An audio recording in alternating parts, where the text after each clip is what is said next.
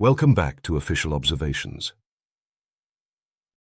Since our last video, lots has happened, principally in the Middle East. As you'd expect, we're going to apply the critical thinking that comes from law enforcement and national security work to what we can see and hear in this conflict between the USA and Iran. To begin with, it's important to note that we're not going to be making any political observations.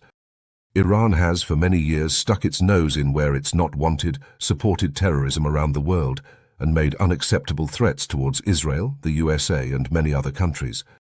So it wasn't surprising to see Iran getting attacked again, and, arguably, if its leadership was decent, it wouldn't have continuously turned away from opportunities to trade and make peace in the region, bringing prosperity to all, especially its own citizens.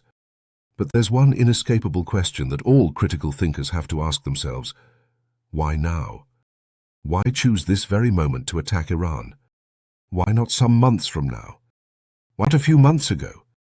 Nothing really seems to have changed in either the Iranian position or the position of Israel and the USA.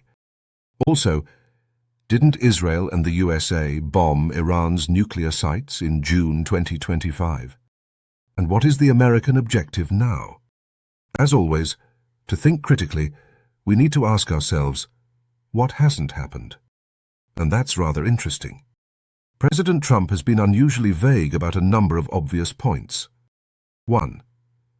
What is the end goal of the USA here?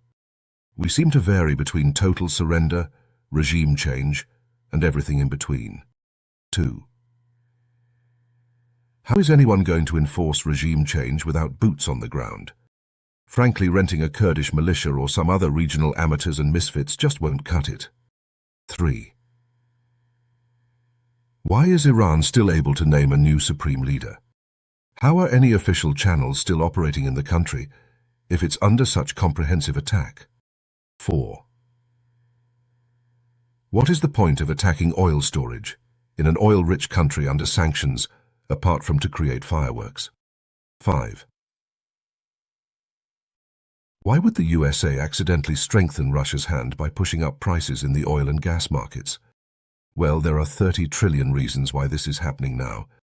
And if you haven't guessed it already, those reasons are the US national debt and the need to prolong the reign of the US dollar. We know from looking at gold prices that the dollar is clearly under strain, unseen and hidden from view.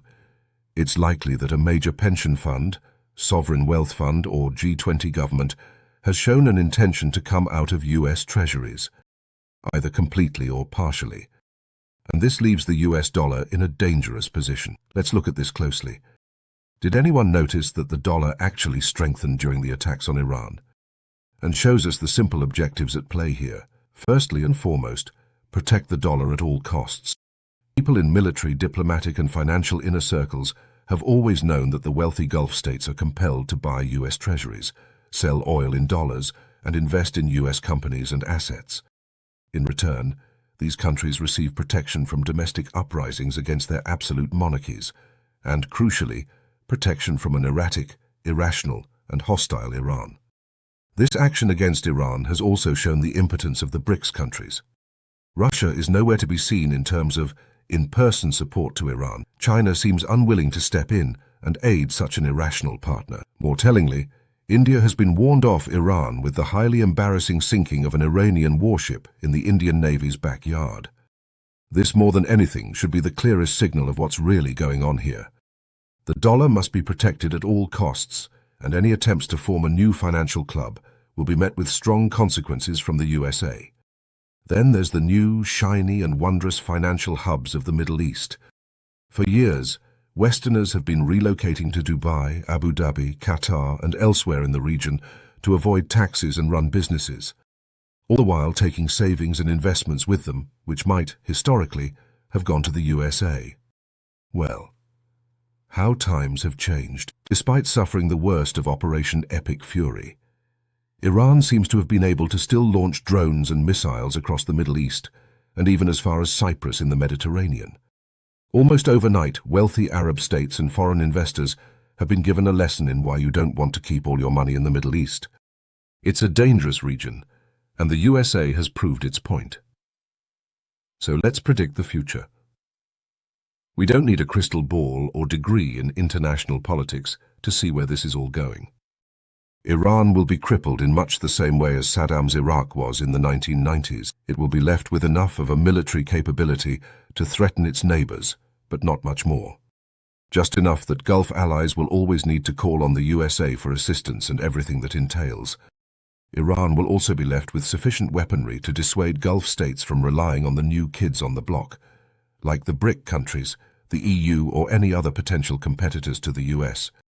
Let's also think about North Korea. Scary enough to spook Japan and South Korea, but not really able to do much beyond its own borders or even feed its own people. A bogeyman who can be leveraged when the need calls for it, and it looks as though Iran will be brought to this state of affairs as well. Here's the big question. Is all of this enough to save the dollar in the long term? The veteran investor and economic historian Ray Dalio points out that when empires decline, they seem to enter into confusing military conflicts that make little sense and which can't really be won. It looks as though that moment is here for the USA, although we should point out that the dollar may still have many years left in it. History will likely record Operation Epic Fury as the beginning of the end for the dollar and US hegemony. Thanks for watching, and as always, stay sharp.